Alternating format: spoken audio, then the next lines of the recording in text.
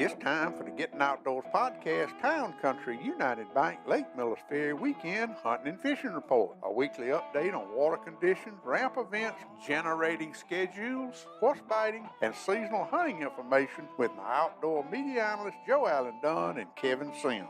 This weekly hunting and fishing report is brought to you by the good folks at Town Country United Bank in Camden, Alabama, serving their customers for over 40 years. Town Country United Bank's highest priority is satisfied customers. Now, here's your weekend Lake Millers Ferry hunting and fishing report.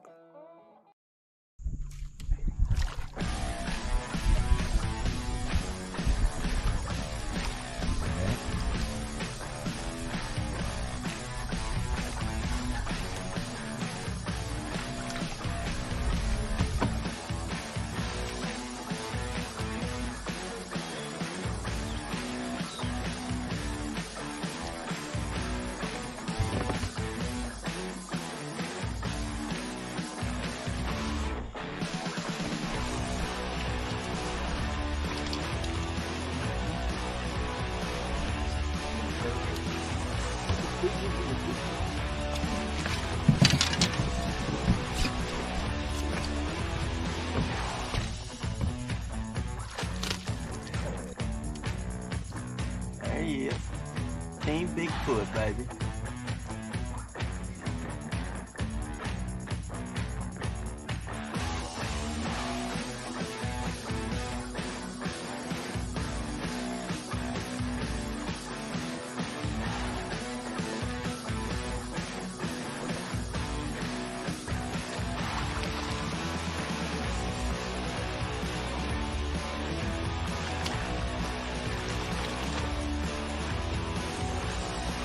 Another one on the B&B Silver Shade.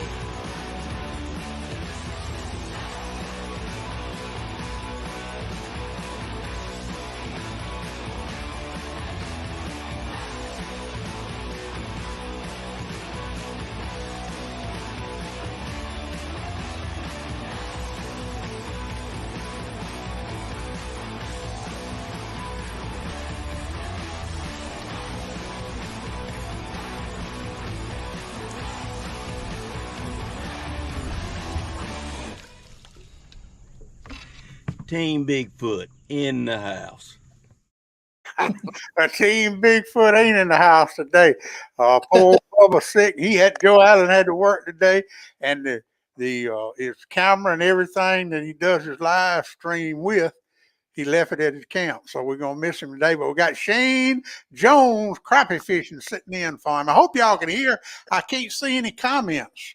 I see what some people are commenting on my phone, but I can't see them, or I can't see how many people are watching. I don't know what's going on, but I hope y'all can hear us and see us all right tonight on the Town Country United Bank Hunting and Fishing Report for Gettin Outdoors podcast 181. I just enjoyed a great interview with Austin and Owen Rouse. They killed the biggest alligator in the 2022 West Central Zone, and it was a 3 generations of alligator hunters and his dad-in-law in the boat. So it was a good interview.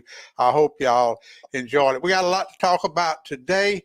We got Shane Jones with us. And Shane, thank you for taking time to be with us today, man. How you doing? Doing wonderful, guys. Doing wonderful. All right, tell me this now. You came down here. You had to work Saturday morning. Yes, sir. You hooked your boat up and came on down to Millers Ferry Saturday evening. Let's start there. You got on the water Saturday evening with your compadre, Mr. Joe Allen Dunn. Y'all were going to shoot docks, is what you. Yes, sir. He had found a few fish and some docks there, not far from his place, and we went on in there. So what did you do? Well, we went in there and looked at the first dock, and it was kind of cloudy and rainy, so there wasn't a lot of fish under those docks. They were kind of out from it, but a lot of little fish, probably a lot of little blackfish, if I had to guess. And I caught one nice 13-inch whitefish, and it was kind of slow in that creek. And then it started lightning and popping and everything else. And we were cooking that night anyway. So Saturday night, we just eased on back to his house. So. And y'all cooked us up some pretty good steaks. All right. Yeah, you got up at daylight Sunday. Oh, yeah. Sunday morning. Now this is what I want everybody to hear, because that your Sunday fishing trip was a perfect example of why, and you said it on your video, your Shane Jones Crappie Fishing YouTube video, you can't catch them at the house. Yes, sir, that's true. I want you to go over the water clarity, the water temperature, the place. Will not tell you where it was, but the stump bed you went through first, and it wasn't a fish there. Just take us on your trip from daylight to 1 o'clock Sunday on Lake Millers Ferry. So at daylight, I headed upriver from Joe's place and got in there, and it was cloudy. It was overcast, and I stopped in the first place in about 10 foot of water and dropped my live scope, got everything fired up, got everything set up in the net, and I started making my little route there, and I seen 2 crappie. I caught one of those. It was a nice, 11-inch fish. And then I kept going probably for another couple 100 yards, and I didn't see any more fish. And I was like, well, I'm in that 10 foot of water still. So I cut all the way across the creek and went to some deeper water. There's some timber over there too, and some brush piles, and went nothing there. I seen some scatter shad, not a lot of bait, and I actually turned around. And I called Big Daddy, and I said, it's kind of slow. I hadn't seen a couple fish, and I don't even know what time it was. It was probably 7:30, 8 o'clock. And I said, man, I was talking to him, and Big Daddy said, man, I caught some fish last August shallow. They were 5 or 6 foot deep. So I'm like, I don't have nothing to lose now. I'm going to go over across the creek and get on, towards the shallow. And I was easing over in a thunderstorm, not a thunderstorm, a rainstorm come up. And I actually just hung on the umbrella. You can see me in that video I put out. I'm just riding with the wind. I called Big Daddy and was talking to him, and I just easing down through there, just scanning with my live scope as the wind was blowing me. But I got down through there and was actually, for some reason, I just panned hard right, and there was a big stump that had 4 trunks coming up on it. I don't know what kind of tree it was, or if it was a stump that split or what. I think it was just a trunk that had 4 individual trees off of it. And that thing was loaded. I hadn't seen anything like that since probably January, February. And I was like, uh-oh. And I called Big Daddy. I said, hey, it's fixing to be on right here. This thing's loaded. And I seen them moving like wasps up there. That's what you want to see. Not sitting still. They were just like this. And I've caught 15 fish in a hurry. I think I kept 12 of them. And I called Big Daddy and told him. He said, oh, you catching? I said, I think I got 12. And I caught those fish. And I actually was sitting there, and some rain came up, and I eased off that stump. And I was like, man, I was going to go north. I called Big Daddy. I said, hey, is there any more timber up here? And he goes, yeah. I was going to go north on in the creek. And for some reason, my gut told me, hey, let me turn around and go back where I started. I don't know why. I just decided I'm going to go back. They should be there. And when I turned around, got back in that 10 foot of water, I mean, no kidding. I panned one time and seen 5 crappie. And I'm like, whoa, hold on.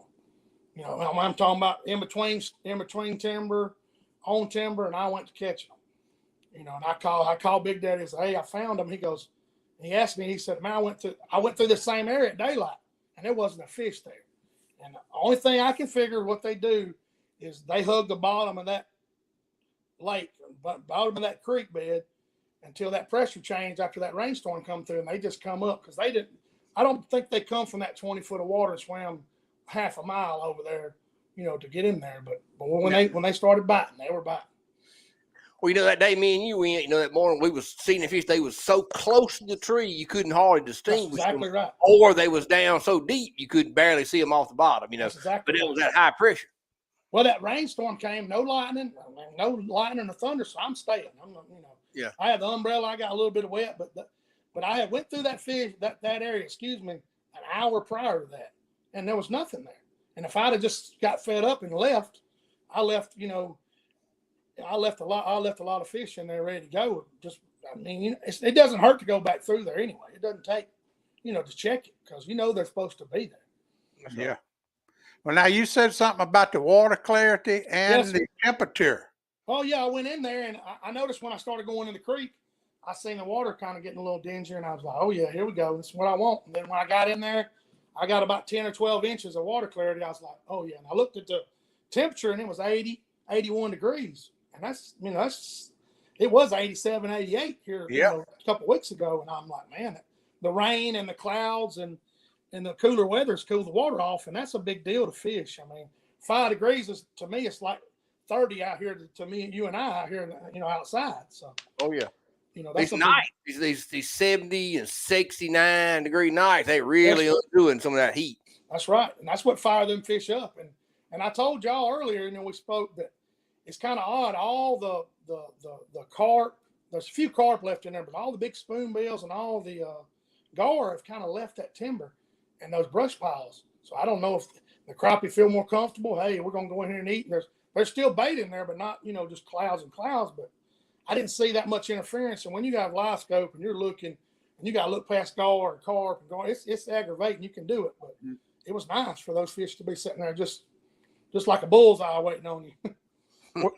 Well, if you were coming back to crappie fish this weekend, if somebody wants coming this weekend, now we got all this rain coming in here. Yes, What would you do this weekend, Shane? I would find me a creek. It's got several different depth changes in it. I mean, you don't want to handicap yourself and go in a creek that's only 10 foot deep or flat that's 7, 8 foot deep. You want something that's got some creek channels, some different. You can cover all that water. I mean, that's you got to break that water down.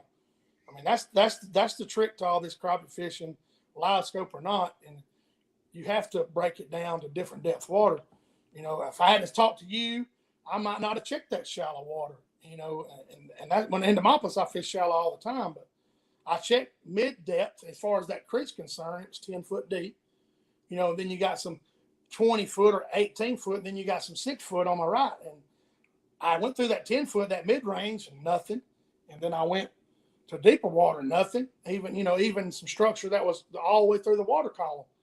And when I went back to that shallow water, there was fish there. And I'm sure if I kept going up that shallow, I probably would have picked up some more. But when I found that one magic little stump, I went to catching them. And for some reason, I just wanted to go back where I started, and there was fish there. Well, what about Demopolis? What all this rain going to do to Demopolis? Oh, Demopolis, I was looking, it's gone up. If Demopolis goes up, if it goes up a foot or two, I always would. It's like 75 and a half. It's been like 74. If it gets to 76, 77, all those backwater fish, those backwater crappie and some of those creeks that you can't get in harder, they're going to fire up. And what people don't realize about Demopolis is when it rains, it clears a lot of those creeks up because of the springs and all that. And there's nobody's cut timber around Demopolis. So, it filters a lot of that water.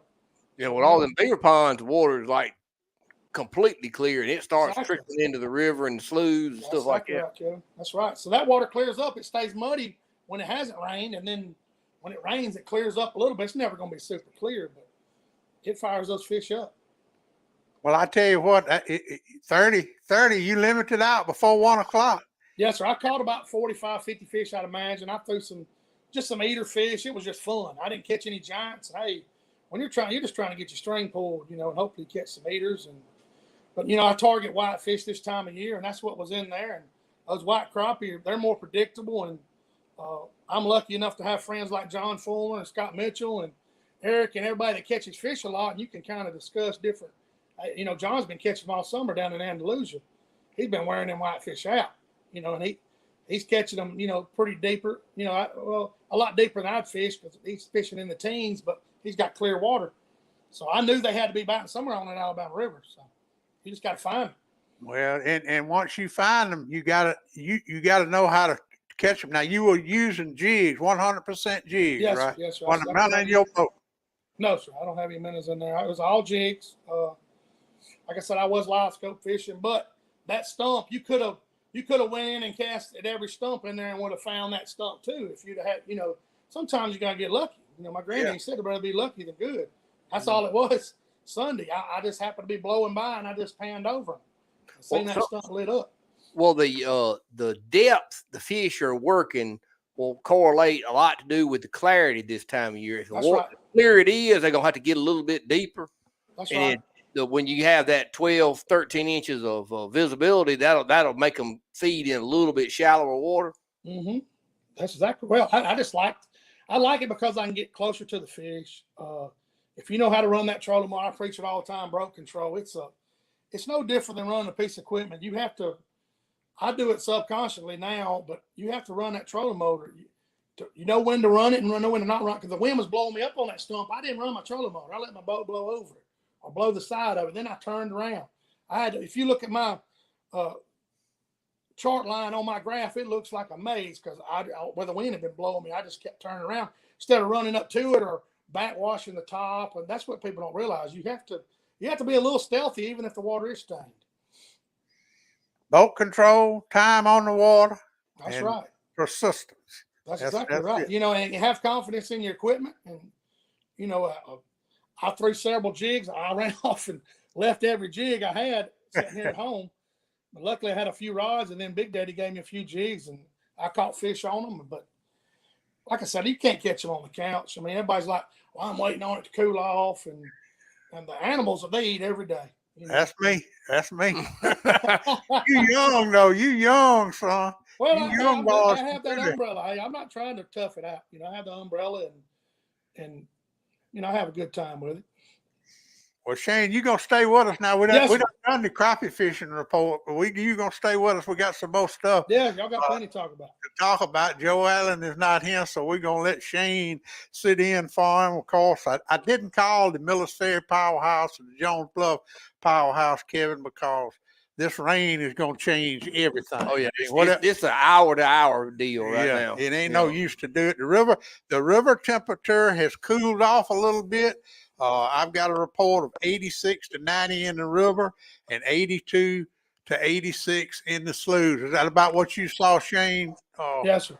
Sunday? Yeah, it warmed up. Like I said, it was 80. That was 83, 84 when I left, at 1 o'clock. Mm-hmm. But like I said, it was cloudy, so it should be good.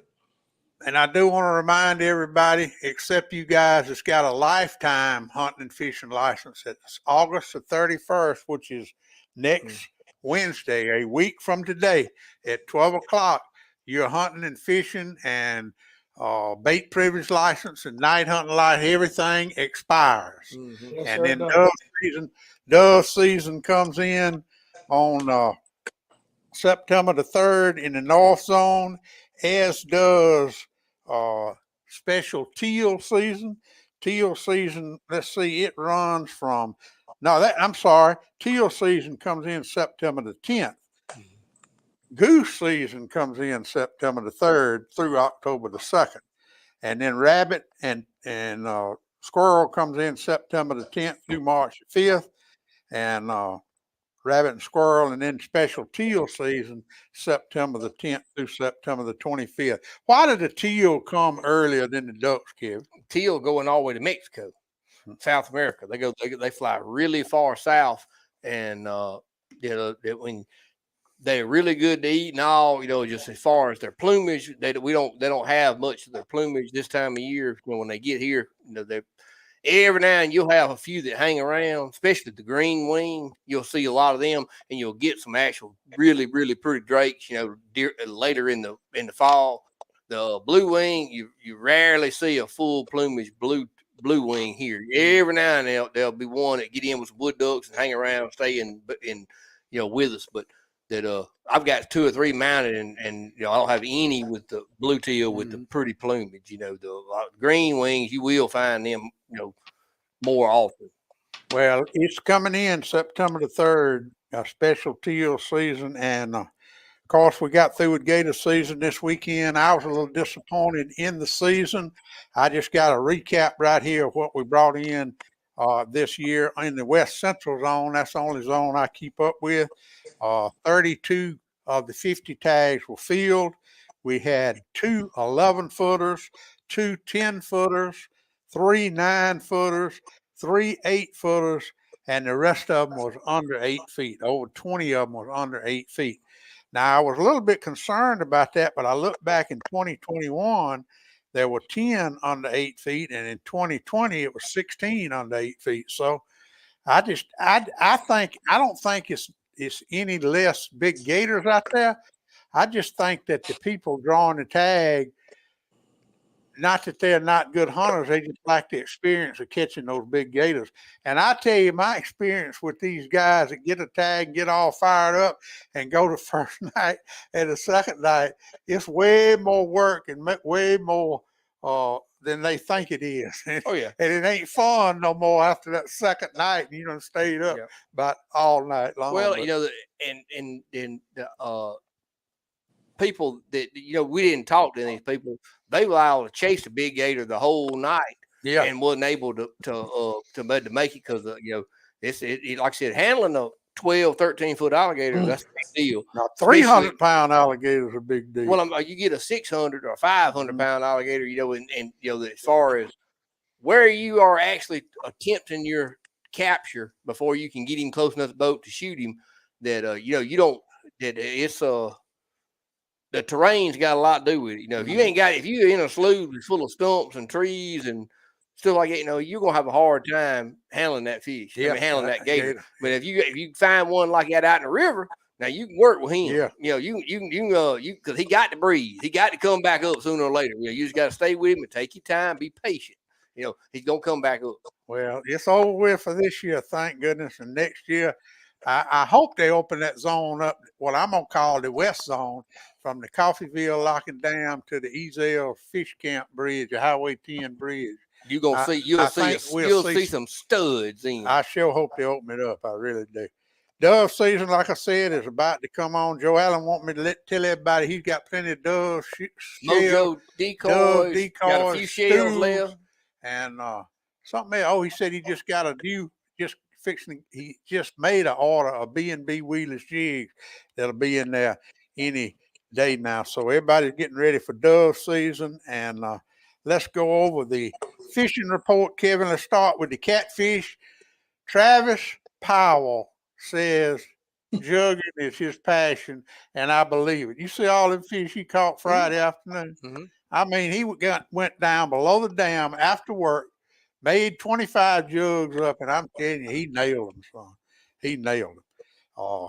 Brian went this weekend too. I saw a picture of Brian's boat out in the water with all those neon lights on it, but I didn't see no fish. I don't know if he caught any fish or not.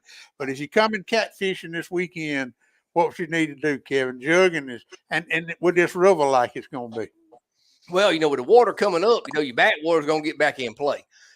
Especially the flats that's got some holes in it, 7-8 foot deep, little current.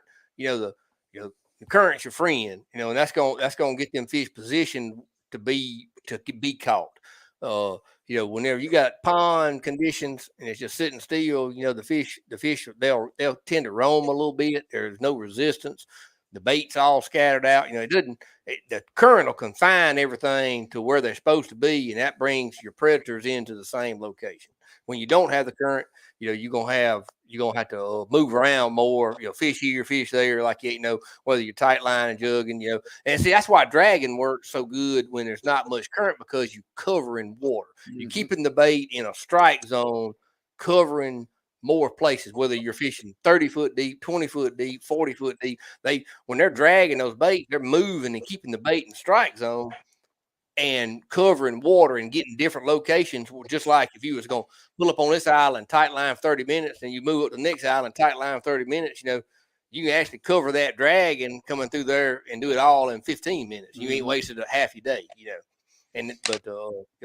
that I still think, I think with the water temperature falling, we're going to get some early fall conditions. They may not stay with us.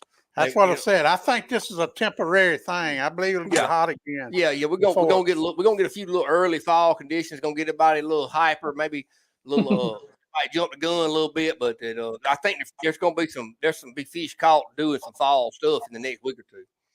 Well, we've already talked to Shane in detail about crappie fishing this weekend. I do want to take my hat off to Dip McMillan. I think he had 60 boats in the crappie tournament he put on down at Hubbards Landing last Saturday. It was a youth crappie tournament with an adult division. That's what he said. They do a good job of that down there, boy. They sure do, Shane. He does a great job with those children. And old Dip, pretty good fisherman, too. Now, he has got a trail schedule for next year down there on the Delta, but he's going to have his championship at Bridgeport Landing. Now, I don't know if you got to fish and qualify for the championship, or if the championship we need to find out all that. Open. We'll find out, though, but he's got it on the schedule for 2023. Anything else you want to add on if they're coming crappie fishing this weekend, Shane? You don't want No, like I said, just pay attention to make sure you do your research and find your creek that has several different depth changes and go for it. Yeah, and look, That's time on the water, boat control, That's and right. water.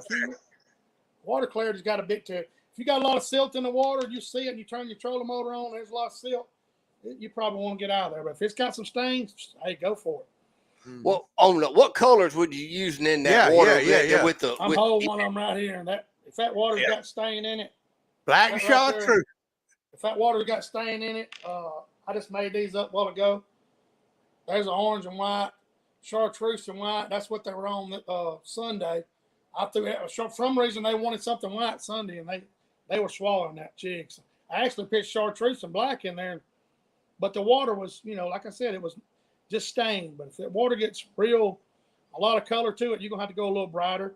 You might have to fish a little bigger bait to put off a little more, vibration or move a little more water. But I was throwing a little 1 3/4 bait Sunday because it wasn't clear and it was just barely stained. But what about plastic versus hair jigs in that muddy water? Only time I mean, right now, to be honest with you, I'm learning that hair jig. I can slow down a little bit coming through the stump.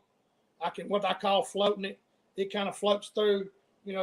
Instead of just coming pretty quick, I can slow it down. Not quite as slow as a 30-second head, but So if those fish aren't wanting to come off that stump and really attack something running, if they just want to nose up and eat something, I'll throw that hair jig, or I'll throw a 30-second. Or I'll take my long rod. It just depends. If they're being super aggressive, shooting off stumps and eating, and you can tell even without a live scope, you bump that tree and you make a pretty good reel from it, and that fish runs 3 or 4 feet and hits it. Hey, you got the right bait. What'd you tell me, Shane, when that motor goes down? Like John told me, when that fish is sitting there and his motor gets below his head, he's fixing to eat. You can't keep it from him then. Oh yeah, that's what John says when that motor gets right. You dig it out the warning track when they like that. Yeah, that motor goes down. Stops. That's right. I laugh. All right, let's go to bass. Bass fishing, Kevin. I'm so glad you're here. We missed you last week. Cameron Jordan and Brody Bradford told me that they got up with Maddie, and they have. I guess you can start a high school team without representing a high school. Well, I mean, I guess they can still represent high school. Just it's going to matter of maybe who's paying the beat. Yeah, but they said Jamie Diamond Bates is going to be the captain, boat captain for the 2023 season. Well, that's good. And I'm looking forward to that. I'm going to have to get them boys from getting outdoor stickers to put on them boats. But what about bass fishing now, Kevin? Have you been? I've not been fishing in 3 weeks. I've been tied up with work at rodeo and just been busy. But it's getting right. It's getting the time of year. The temperature coming down. You're finna get back into the chase baits. Some of this secondary points. It's gonna be bait. The bass are going where the shad's at. Mm-hmm. And I noticed I've seen a lot of just behind the mill. We rode down there and looked the other day. I had to go check my pumps at the river, and there was lots of small shad, like 2 inch and down shad. There was lots of shad down there, and probably a month from now, the fish will be feeding on 3 inch shad, 4 inch shad. They'll be getting a little bigger, but those smaller shad like that, and them you find those schooling fish. You'll start seeing fish, breaking the surface and stuff like that this time of year. Well, they'll actually work in the team, and they'll drive them fish up to the surface. You ought to be fishing a little cut, look down the bank 50 yards there, and it'd be a half acre of them getting at it, and you'll see a lot. You'll start to see a lot more of that schooling fish this time of year. Well, I tell you what, we're going. I don't. It's not a tournament this weekend that I'm aware of. I don't think it's another tournament in September, and so we'll see what happens. And somebody's pulling up here. Y'all hold on just a minute. Come in. Yes, ma'am.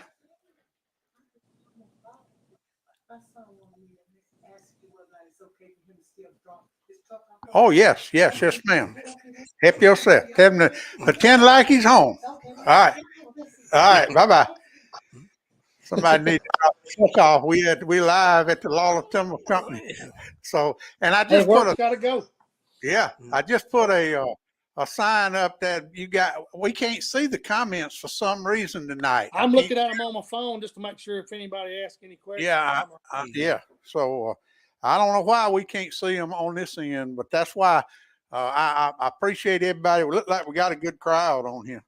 All right, let's see. We done talked about bass fishing, dove season. What about the rodeo, Kevin? What's going on? Well, You wasn't here last week because you was getting Brody moved in. Yeah, the week before last, I was moving Brody in on Wednesday, and then we got him all situated. You know, he started his classes. Everything's going good. It told me, you know, typical teenager. I said, "How's it going?" "Fine." I said, "Do you like it?" "Yes, sir." You know, I didn't get a whole lot of dialogue out of it, but then he came home yesterday. He got him a haircut. He had some errands to run and stuff. He had no classes today, but we got the rodeo schedule. It's gonna be fall's be pretty busy.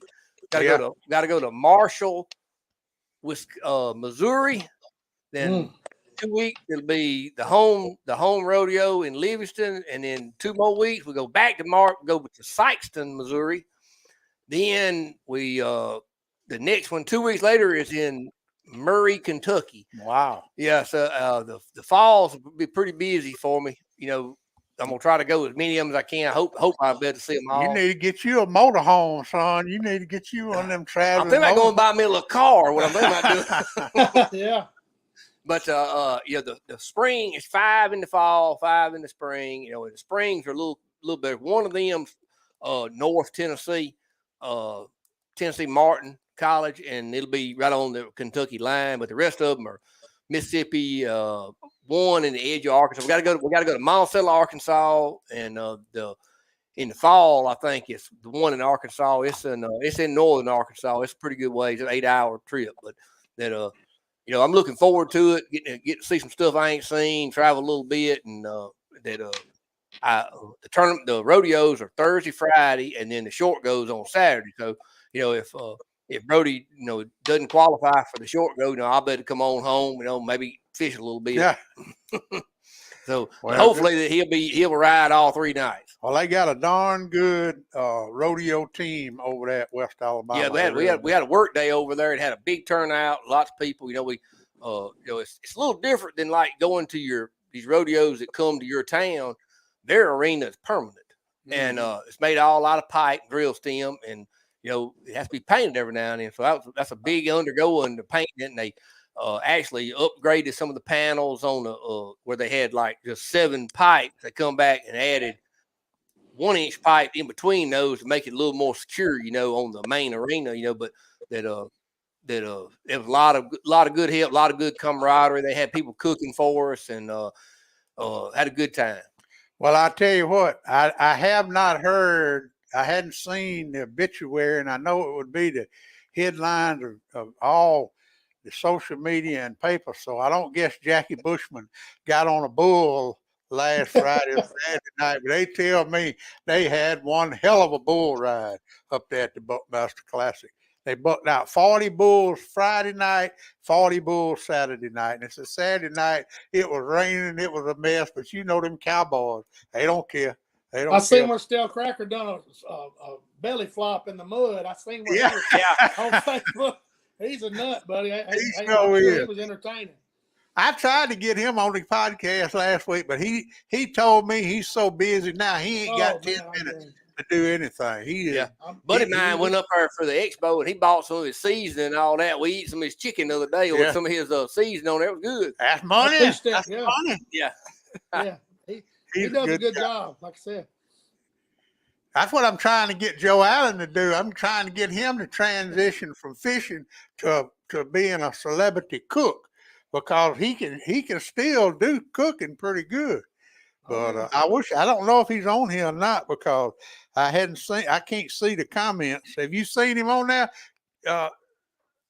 No, sir, I don't think so. I ain't seen him on there, but usually it'll pop up for you. But anyhow, one more thing before we go. I did want to mention this. This Possum Bend Dove Club, Rick Pipkins, has got a few openings for memberships. It is a season-long deal. Joe Allen said it's one of the best dove hunting clubs he's ever been in, not only for the doves, but also for the eatings they have and the camaraderie. If you want to join that club or talk more about it, call Rick Pipkins at 251-709-9254. That's 251-709-9254. It's getting down to the nitty gritty. 1 week from Saturday, dove season comes in at 12 o'clock. And I'm looking forward to football season. Yeah, it's season. coming. Already started. Yeah. This Saturday it'll be on full gone, and we'll see our Alabama and Auburn teams the next week. Yeah.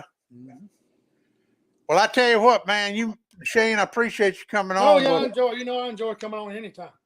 And if you get up with me next week, Shane. Yes, sir, I will. I'll do that. Like I said, I'm planning on coming down there next weekend and giving them. I'm gonna give them a couple of days worth, and I'll have a lot of information to give out, hopefully, and get people in the right direction to catch us. I might get up with you if you ain't got a boat full. Nobody's scheduled in there right now, buddy. So you're welcome. There you go. Kevin, he'll be a good one. Look at that! What just came on? What's that? We just got the comments just popped up. There they are. There they are. David Gasson, Ken Clayton, Bud. I don't know why. There's Joe Allen. Yeah, Joe Allen's on there. Yeah. Okay, what did he say? Go ahead, go back. Yeah, going in so fast now they're popping in there. Yeah, I can't see them all. There it is. But go back down. Oh, hello, guys. Hello, guys. Yeah, all right. Yeah. Joe Allen's tuned in. But I was saying we need to get Joe Allen to do kind of like him and Todd. Wouldn't they be a perfect pair for a cooking show like Stale Crocker? Mm-hmm. That would be a perfect pair. And we got to work on that, Kevin. Yeah, I may have to like narrate from the side, be sure they don't mess nothing up. But we can handle that. What old Bud said. We done demoted Joe Allen to a shrimp peeler. No, we didn't demote him. Tell the truth now, Shane. Sunday when he had to go, peel them shrimp. Yeah, he told me he had to go cook for somebody. Joe Allen don't trust nobody to do nothing. Me and Shane went to Mexican. We tried to get him to go with us, and he wouldn't do it. He had me set up. He done had my trailer in the water, everything. He took care of. Joe Allen takes care of me now. He had my boat in the water. My trailer in the water. I pulled it on the trailer, and I got in there. He said he fixed that to leave. I said, well, I'm gonna put these fish on some ice, and he videoed me counting them out there, and we cut up a little bit. But he takes care of me when I come down there. So. Talking about video, let's plug your YouTube channel because we need to get 1,000 subscribers on that. We're almost there. I'm gonna give away a fishing trip when I hit 1,000. I'm at 821, I think. So we don't have many. 178, 9. Somebody's gonna get to go fishing all day with me. Like I said, we're gonna figure out how to draw it and make it fair. But I'm hoping to hit 1,000. And like I said, I try to share some information, and I'll get better at them as I go. Like I said, I just really started that a few months back, and I enjoy it. So. Well, I told you I had a bunch of my friends that I told them I was on there. They've been watching it. I said, I seen you on there. You didn't catch nothing, Kevin. I said, I caught a few. Hey, Shane, but I did have one of my friends from over there around Swift Creek area. He called me and he said he watched your last video and Millers Ferry video, and he said you inspired him to get off his ass and go fishing. Oh yeah, well if that don't do anything, but like I said, it gets people out and you catch fish. You see somebody catching them, hey, it fires you up to go. I mean, I ain't catch them. Ain't no doubt about that. Yeah, you had me wanting to put my boat in Sunday afternoon when I was on the phone. That's what Joe said. But heck, I was glad. To be honest with y'all, that's the first limited fish I caught in a while. It's been slow. No water moving. So it's been. I was really looking forward to the summer, the way you called them last year in Demopolis, but it just didn't happen this year. No, it didn't. It really didn't. I mean, I attribute that to the rain. Is all I can figure because the fish are still there. There's just not a lot of water moving, and not that water's got to fluctuate. People don't understand the more that water fluctuates, the better everything in that water column feeds. Shad, bugs, insects. It affects everything. It really does. Well, thank you for being with us today. Yes, thank y'all. Appreciate it. Joe Allen out at Dunn Sports in Thomasville, Alabama, and we'll be back next week, same time, same channel. Hang on. Don't go nowhere, Shane. We'll see y'all next week. Pap taught me every critter's track and how to set a hair trigger on a trap. He taught me to shoot, scale, and skin and make a snare with a leather strap.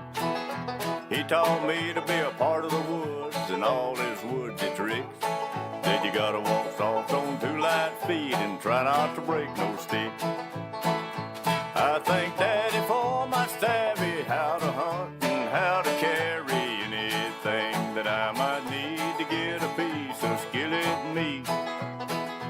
How to walk and how to hide, how to crawl and how to slide, how to sneak, stalk and climb and do it all on 2 light feet.